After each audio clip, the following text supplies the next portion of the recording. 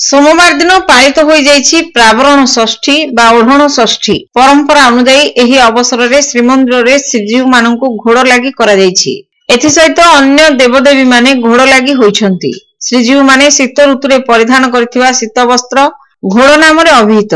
महाप्रभुंकर एही वस्त्र परिधान को घोड़ लागि वेश कुआ जाय थाए। श्री विग्रह मानक पई प्रस्तुत करा जाय थाए स्वतंत्र घोड़। घोड़ लागि वेश रे श्रीजीव माने गड़ा बा सूता वस्त्र, खंडुआ पाट, भेलवेट कना रे तयारी घोड़ वस्त्र, फुटा और टोपर आदि रे सज्जित होइथांती। ठाकुर मानकु मकर 84 और मकर चूल लागि करा जाय थाए। एही वेश रे श्रीजीव मानकु लागि करा जाय थाए 8 मूर्ति स्वर्ण अलंकार। सप्ताहर 7 दिन रे ठाकुर माने भिन्न भिन्न रंग विशिष्ट घोड़ लागि होइथांती। रविवार रे लाल, सोमवार रे कला छिटो थिबा धळा, मंगलवार दिन 5 रंग मिसा 12 पाटिया, बुधवार दिन नील, गुरुवार दिन हलदिया, शुक्रवार दिन शुक्ल और शनिवार दिन कला रंगर घोड़ लागि करा जाय थाए। ठाकुर मानक पई 10 हाथ लंब और 3 हाथ ओसार 4 खंड पाट आवश्यक होइथाए।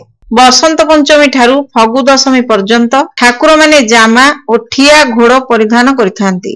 जामा लागि बेसरे श्रीजीव मानकु 30 मूर्ति स्वर्ण अलंकार रे भूषित करा जाय। मखमल और सूता कपड़ा रे श्रीमंदिर दरजी सेवक माने घोड़ वस्त्र प्रस्तुत करिथांती। मार्गशीर शुक्ल पंचमी तिथि रे रात्न चंदन लागि शेष हेबा परे भोगमंडप घरे पतनी घोड़, खंडुआ घोड़, मदन मोहन कबरी काछ एवं विमला, लक्ष्मी और सरस्वती घोड़ विधि अनुଯାयी अधिवास करा जायथिला।